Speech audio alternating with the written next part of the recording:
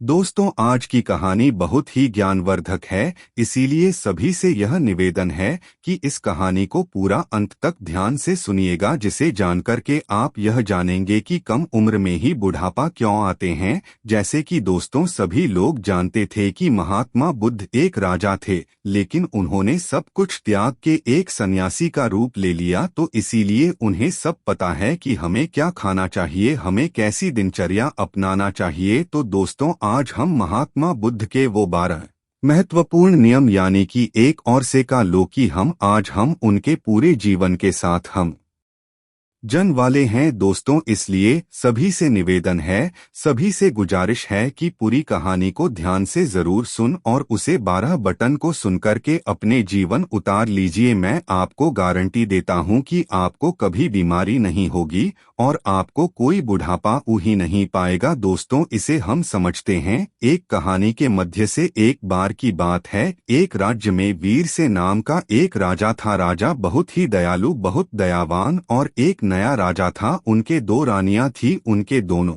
रानियां अति सुंदर। वह भी रानियां उसे राजा के स्वभाव पर गई थी। वारान्य भी बहुत ही धार्मिक प्रवृत्ति की थी। तो राजा इतने नए प्रिया राजा थे कि उनके प्रजा कभी दुख के सामना ही नहीं करते थे, क्योंकि राजा ने अपने मंत्रिमंडल में 9 ऐसे मंत्रियों का गठन किया था कि जिनके जिम्मे हर एक डिपार्टमेंट बनता गया था। तुम प्रजा का खान पान का ध्यान रखोगे। सबके मतलब अलग अलग कम बनते गए थे। तुम्हें कार्य करना है, और इतना उनका सत्य हिदायत था, कोई भी अपने कम में लापरवाही अपने पर उसे मृत्युदंड दिया जाएगा। इसलिए उनकी जो समूह में जो उनकी मंत्रिमंडल में जो मंत्री थे, वो बहुत ईमानदारी से कम करते थे। और राजा जो है, कभी भी उसे जब न्याय करना होता था सभा में उनके साथ, तो कभी भी वो अपने न्याय नहीं करता था। वह किसी के साथ एक पक्षी न्याय नहीं करता था। वह दोनों पक्ष के एक एक पॉइंट को समझते थे। दोनों के विषयों पर मुद्दों पर ध्यान देकर वह सही और निष्पक्ष फैसला सुनते थे।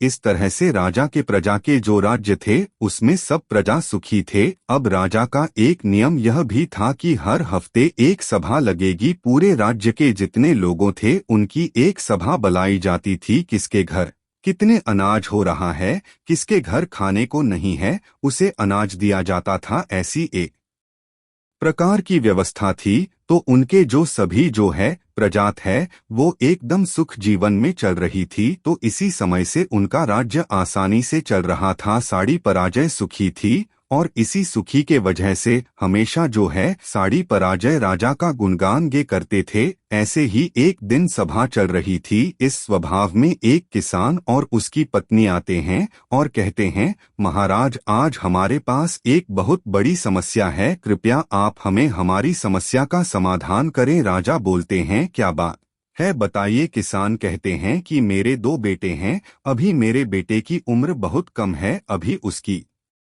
उम्र ज्यादा से ज्यादा तथा 27 से 28 साल होगा, लेकिन वह देखने में ऐसा ग रहा है कि जैसे उसकी उम्र 60 साल हो। बाल झड़ते जा रहे हैं और उसके पेट निकलते जा रहा है। बड़ा आलसी है, कोई कम नहीं करता है। हमने अपने हिसाब से इधर उधर दबाकर आया, लेकिन कल फायदा हुआ नहीं। महाराज कहते हैं, ठीक है, मंत्री को आदेश देते हैं। मंत्री अपने राजवेद से इस किसान का बेटे का इलाज करवाया जाए। जो भी खर्चा होगा उसे राज्य कोष से दिया जाए। मंत्री ऐसा ही करते हैं। उनके दोनों किसान के बेटे का इलाज राजकोष के खर्च से राजवेद करते हैं। काफी दिन इलाज चलने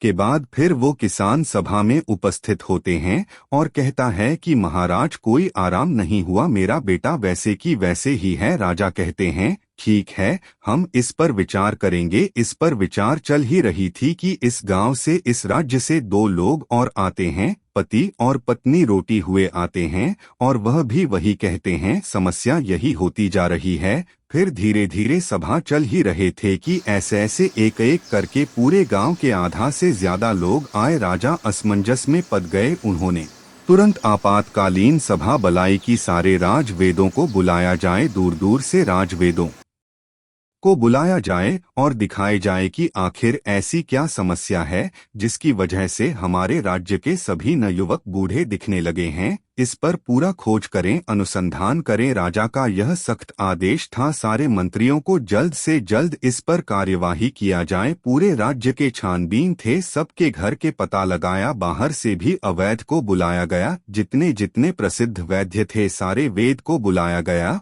और फिर एक आपातकालीन बैठक की। उसे आपातकालीन बैठक में सारे राजवेदों से विचार विमर्श किया गया कि राजवाड़े लोग, आपके पास 10 दिन का समय है। इस 10 दिन के समय में पूरे राज्य के हर एक घर घर के बीमारी का आप पता लगाइए। ऐसी कौन सी बीमारी है, क्या चीज खाने से यह हो रही है, उसे पता लगाया जाए। जो भी रजवाइड इस बीमारी का सही सही सटीक पता लगा उसे राज अवैध को पुरस्कार के रूप में मैं एक राज्य दे दूंगा। अब सारे राजवैद एकदम से जट गए, अपने पोथी पात्रा किताब लेकर के, और घर घर जाके रात दिन एक करके पूरा 10 दिन छानबीन चला रहा। फिर 11वें दिन राज की सभा लगती है, उसे राज्यसभा में सारे राजवेद, पूरे राज्य के लोग इकट्ठा होते हैं। फिर राजा एक एक करके सारे राजवेद से पूछते हैं।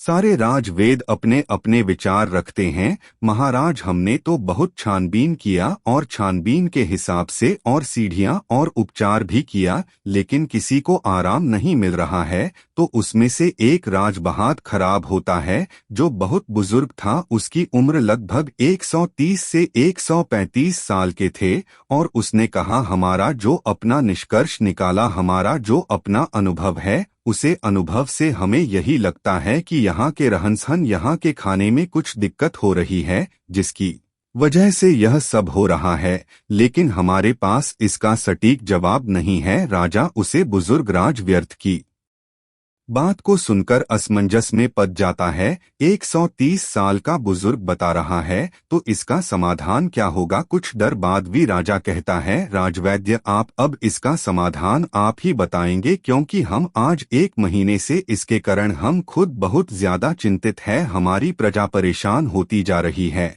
और हम भी देख रहे हैं, हम भी इसी सोच में परेशान होते जा रहे हैं। मेरे भी बाल झड़ना शुरू हो गए हैं। हमारे परिवार में महारानियां, राजकुमारियां जो भी हैं, सब लोग अपनी प्रजा से परेशान है। आखिर समाधान तो बताइए। फिर हाथ जोड़कर खड़े होते हैं और राजा से कहते हैं, राजा, हमें क्षमा करिए, लेकिन हमारे पास एक उपाय जरूर है। इस समस्या का सर समाधान एक ही आदमी के पास है। अगर उसे आदमी को ढूंढ के लाया जाए तो आपकी राज्य के सारे समस्याएं खत्म हो जाएगी, सारी बीमारियां खत्म हो जाएगी। उनके अलावा इसका समाधान किसी के पास नहीं है। महाराज कहते हैं, राजवेद, जल्दी बताइए, इस शुभ काम में देरी मत करिए, मुझे जल्दी उसे महापुरुष, उसे ज्ञानी का नाम बताइए, हम उन्हें अपनी राज्य में आमंत्रित करेंगे। वो राजवेद कहता है, क्षमा करें महाराज, हमें उनका पता नहीं है कि वह कहाँ रहते हैं, लेकिन उनका किसी राज्य में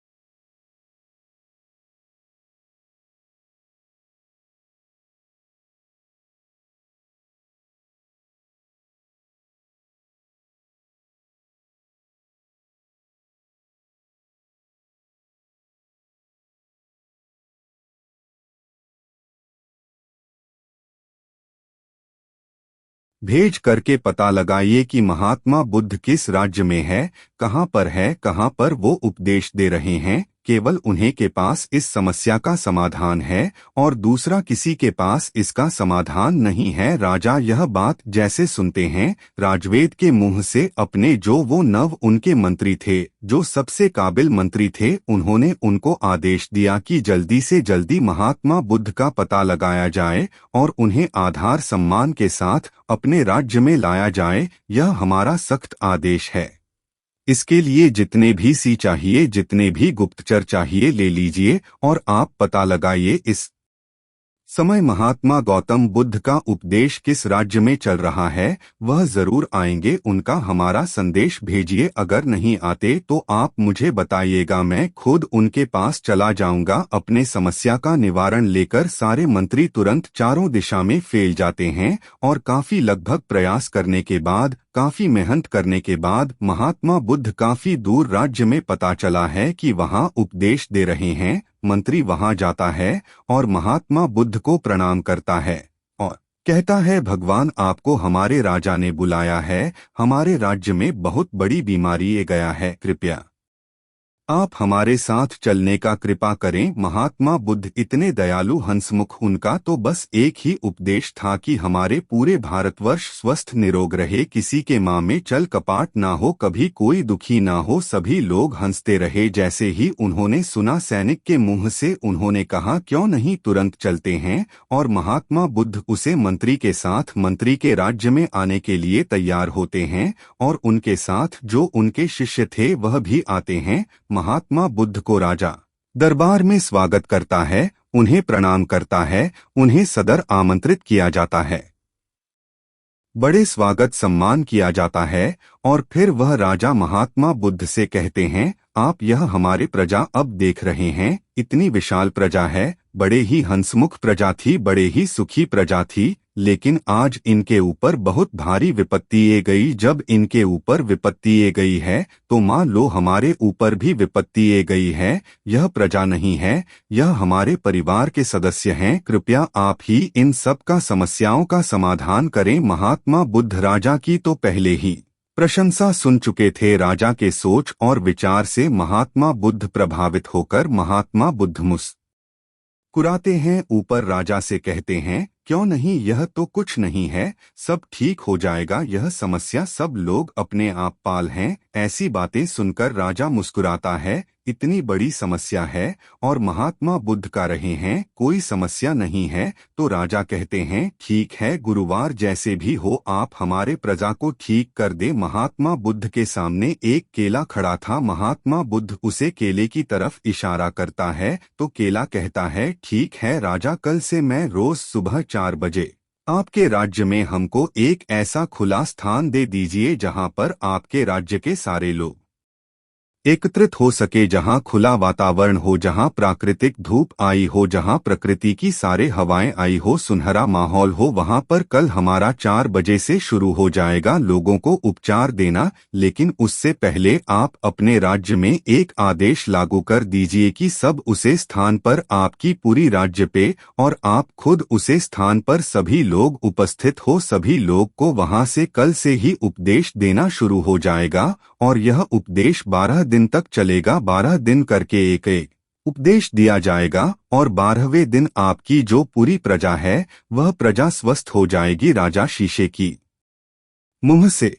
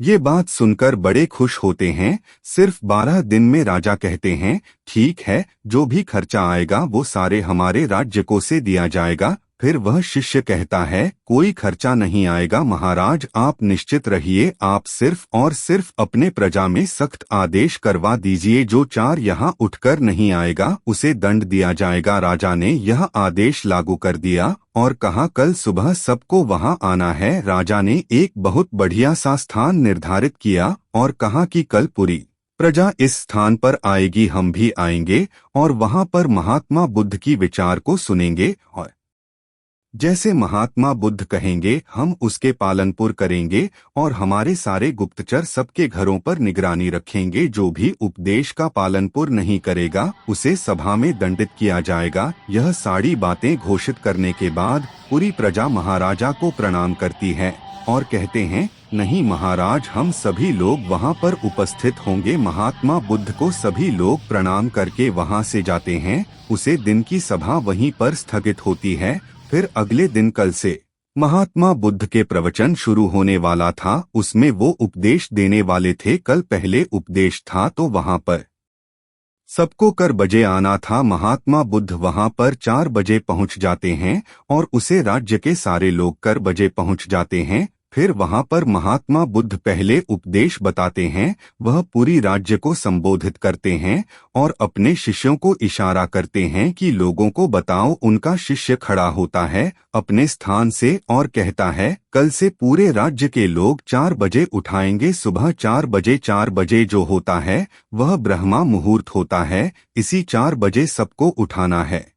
सब उठने के बाद 2 से 3 गिलास गुनगुना पानी करना है और सबको बैठकर आलथी पलटी मार के जो गुनगुना पानी है वह मिट्टी के बर्तन में पीना है। मिट्टी के बर्तन से पानी सिप करके पीना है। इसी को जो अनुसरण नहीं करेगा वो आराम नहीं होगा। महात्मा बुद्ध का पहले उपदेश था, इस पहले उपदेश को पालनपुर करेगा और उसके बाद कल दूसरा उपदेश दिया जाएगा। कल ये उपदेश का सब पालनपुर करके आएंगे। सभा वहीं समाप्त होती है। फिर अगले दिन सभी लोग समय से उपस्थित होकर वह ए जाते हैं। सब लोगों से फिर महात्मा बुद्ध के शिष्य पूछता है, क्या वह कितने लोग पालनपुर किया? सब लोगों ने हाथ उठाया और सभी ने कहा कि हमने इसका पालनपुर किया और आज हमें बहुत आराम मिला। हमारा पेट एकदम सही से साफ हुआ, शरीर एकदम हॉकी फुल्की ग रही है, एकदम हम स्वस्थ ग रहे हैं। तो फिर महात्मा बुद्ध का शिष्य कहता है,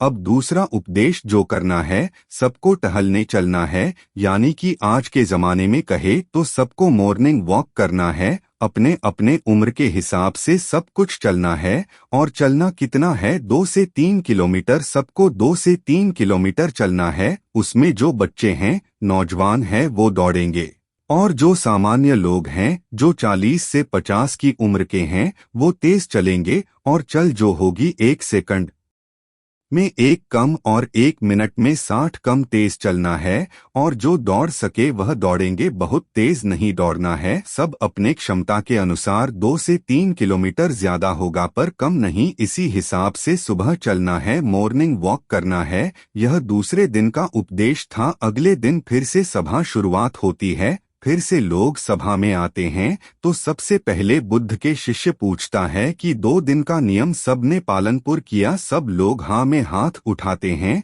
शिष्य पूछता है, कैसे आप लोगों को ग रहा है?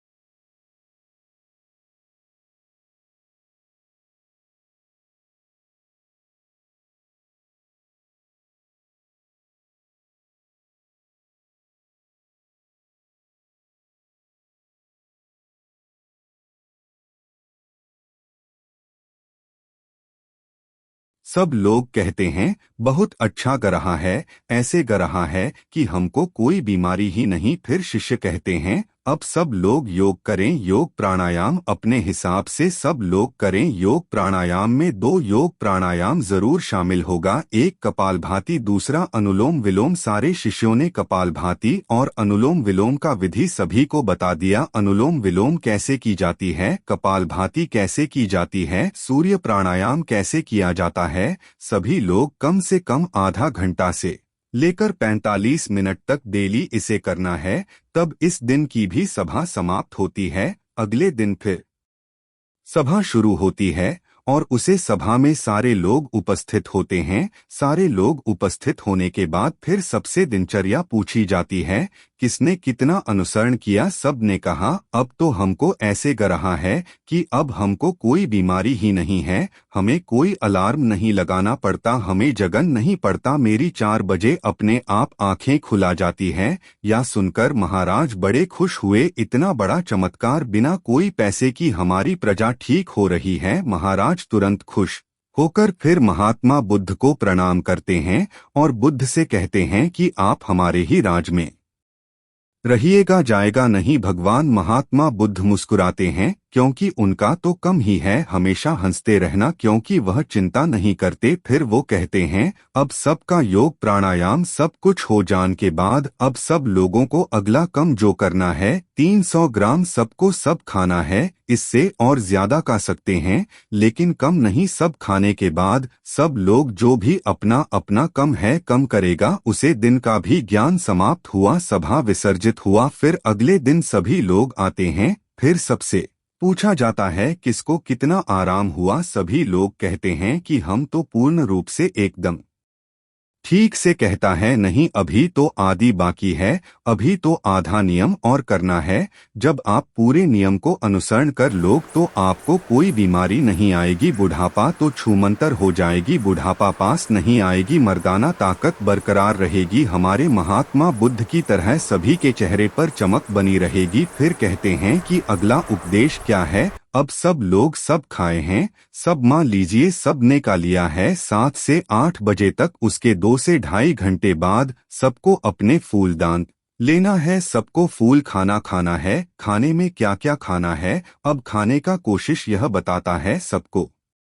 रोटी खाना है, मल्टीग्रेन रोटी, मिक्स रोटी। वह कहता है उसमें गेहूं नहीं होगा, गेहूं अच्छा चीज नहीं है। सब जो बाजार रागी मक्के और एक चना, यह बात चीजों को सबको रोटी बनाना है और सबकी ताल में इसकी छोटी होगी। एक कटोरी दाल होगी और उसमें देसी घी का डाला हुआ और एक कटोरी मिक्स सब्जी या सांग होगा। सीजन के हिसाब से जो सीजन वाली सब्जी होती है वही खाना है, बिना सीजन वाली सब्जी नहीं खाना है। बिना सीजन वाली सब्जी स्टोर की होती है, वो नुकसान पहुंचती है। सांग सब्जी जो भी खाना है, जो सृजन के ही खाना है। यह सारी चीज खाने के बाद उसके आधे घंटे के बाद उसमें एक कटोरी 200 ग्राम सबको दही खाना है, दही में गुड़ डाल के। तो जब आप खाना खाकर आधे घंटे के बाद दही में गुड़ डाल के खाओगे तो आपका खाना वह सब आसानी से बैठ जाएगा, जो कि दही में लैक्टोबायोटिक एसिड पाया जाता है,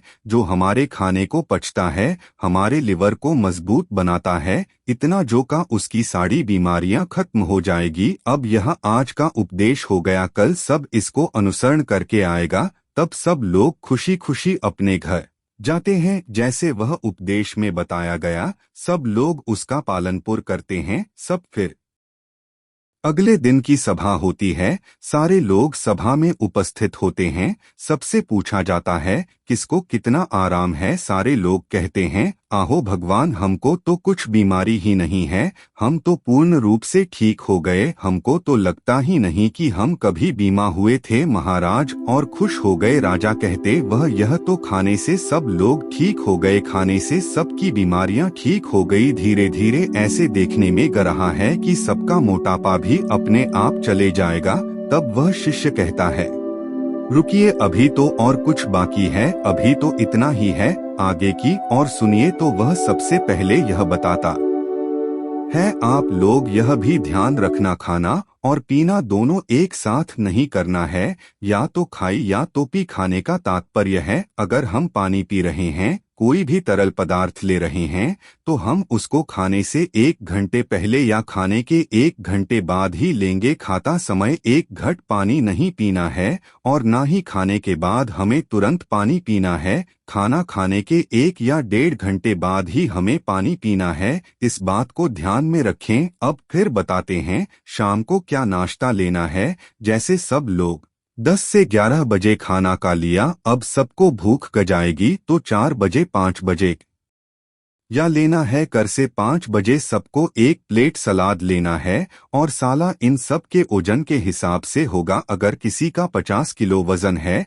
तो उसका 5% यानी 250 ग्राम। अगर किसी का 60 किलो है तो 300 ग्राम। किसी का 70 किलो वजन है तो साढ़े 300 ग्राम। किसी का 80 किलो वजन है तो 400 ग्राम सलाद लेना है। उसे सलाद में क्या क्या होगा? सलाद में होगी गाजर, चुकंदर, मूली, टमाटर और उसमें 1 टुकड़ा होगा अदरक का। 3 से 4 लहसुन की कलियां होगी और उसको स्वाद के लिए आपको छिड़कना है तो उसमें आप कल नमक डाल सकते हैं और जरा भुना हुआ जरा भी डाल सकते हैं। सलाद लेने के पहले भी कुछ खाना पीना नहीं, जैसे पहले की बता दिया है।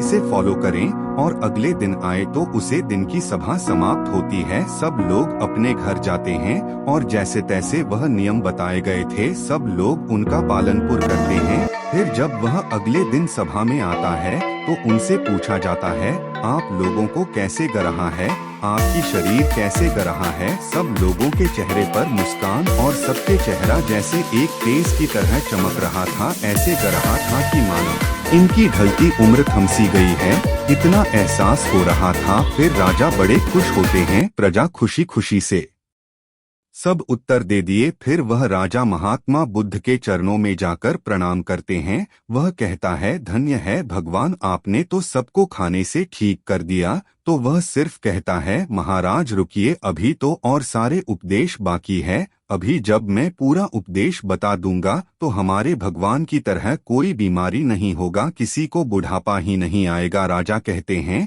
जल्दी बताइए गुरुवार, जल्दी बताइए, हमसे सारी चीज सुनने को बड़ी इच्छा है। माँ में भी मैं अपने आप को ऐसा महसूस कर रहा हूँ कि जैसे मुझे कोई बीमारी नहीं है। मैं अभी 16 साल का हूँ। फिर बताते हैं अब रात को क्या करना है। सबका खाना जो रात का है सूर्य डूबने से पहले सब लोग खाना का लेना है, क्योंकि जब सूर्य ढलना लगता है हमारे पेट पर, जब सूर्य की रोशनी पड़ता है हमारा जो जठराग्नि है, हमारा अग्नाशय, वह ज्यादा कम करता है। जब धीरे धीरे सूर्य की रोशनी झड़ना लगती है, कम होने लगता है, तो जाता राग्नि कम करना बैंड कर देती है। इसीलिए ऋषि मुनि लोग सूर्य डूबने से 1 घंटे पहले खाना का लेते थे।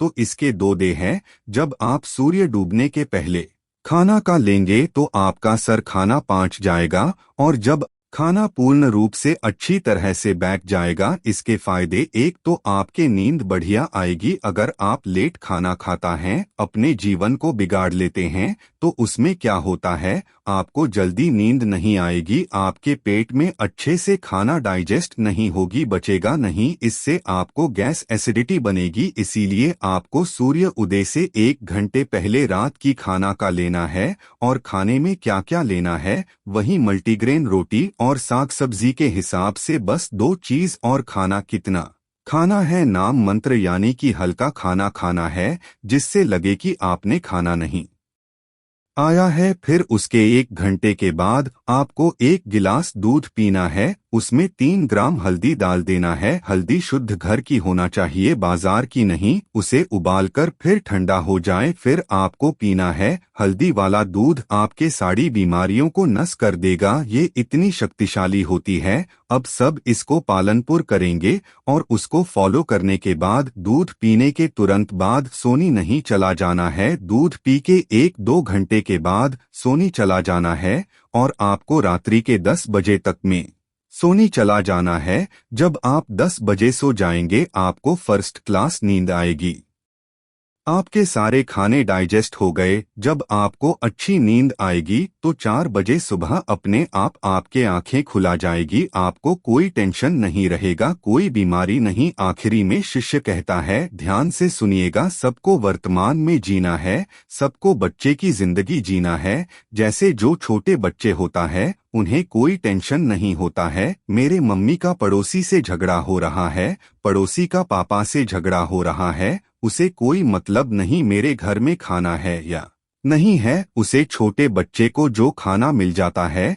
वह उसे खाकर अपने आप खेलते राहत है, सिर्फ उसका पेट भारत रहे। अगर उसका पेट भारत हुआ है तो उसे कोई मतलब नहीं। इसीलिए आप सभी अपना वर्तमान में जिए, भूत भविष्य का चिंता मत करिए। आज हमारे साथ जो है उसमें खुश रहिए। भविष्य में क्या होगा, भूत में क्या बीत गया, उसकी चिंता मत करिए। जब आप वर्तमान में जिएंगे तो कोई टेंशन नहीं होगा, चुनाव नहीं होगा और बीमारी नहीं होगी। जो लोग इन नियमों का पालन पूर्ण करेंगे। और एक बात, कभी कोई बाहर की चीज मत खाना, जो खाना अपने घर की शुद्ध बना कर के खाना, क्योंकि बाहर की चीजों में बहुत मिलावट होती है। यह आज की पूरी उपदेश, इस उपदेश को जो पालनपुर करेगा वो कभी बुद्ध नहीं होगा, उसे कभी बीमारी नहीं होगी। यह नियम सब पालनपुर करेंगे। फिर 1 महीने बाद यहीं पर एक सभा लगेगी, सब इसी सभा में उपस्थित होंगे। समय बीत गया, 1 महीना फिर हुआ। 1 महीने बाद महात्मा बुद्ध महाराज के पास पहुंचने हैं,